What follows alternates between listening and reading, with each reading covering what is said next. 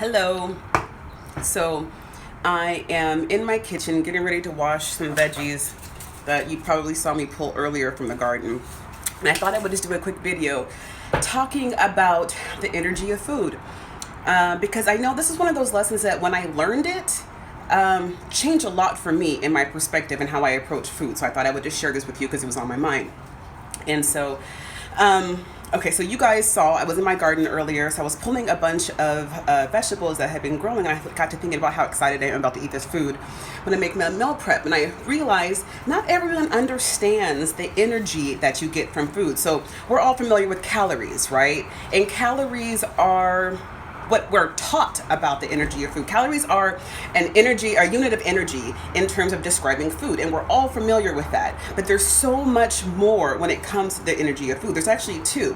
So there's the calories that everyone's very familiar with counting and looking at on the back of packages or Googling, so you know what the calorie count is. But there's a different type of energy. So let me just show you.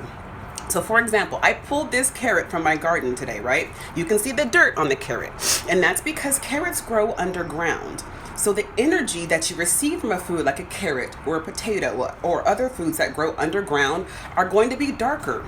And not in a bad way, but it's going to be a different sort of energy. It's going to be dense. It's going to be grounding. These are grounding vegetables. This is a grounding energy, quite literally, because what you are going to consume comes from the ground. So understand that there's a transfer of that energy. When you take this from the ground and you put it in your body, there is a transfer of that dense energy.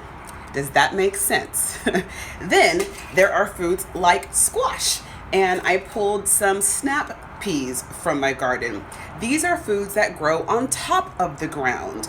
And so if you're a person who needs lighter, maybe a little bit more vibrant energy because you're in depression or feeling sad or not knowing what to do, there are foods that you literally can eat that will transfer that energy to you.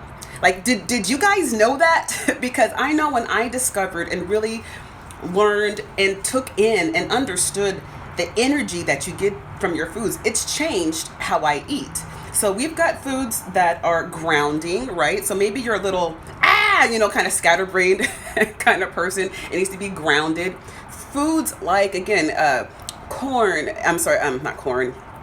What is this called? Carrots and potatoes and things like that are going to give you that grounding energy that you need. And help you achieve, whatever your health and fitness and life goals are. If you're the kind of person that's already too grounded, already too far down in here, you need to be lifted up and feel lighter, foods that grow on top of the grounds are going to do that, okay?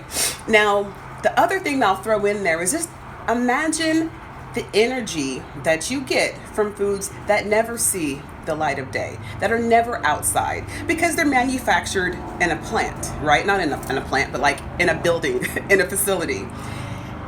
There's energy still that comes from those foods, those things that you consume and put inside your body. It's going to be a different energy than the grounding energy or the light energy, but it's going to be an energy nonetheless. And if you're wondering sometimes why you're not hitting those health and fitness goals, why you just aren't feeling good in general, think about the energy, the transfer of energy that you're consuming into your body, because it makes a difference. It really does. So I'll just stop there. I need to actually clean these so I can get on with my meal prep, because I'm getting ready for my meal prep. So it's, for me, it's always champagne Sundays. And I'm doing my meal prep a little bit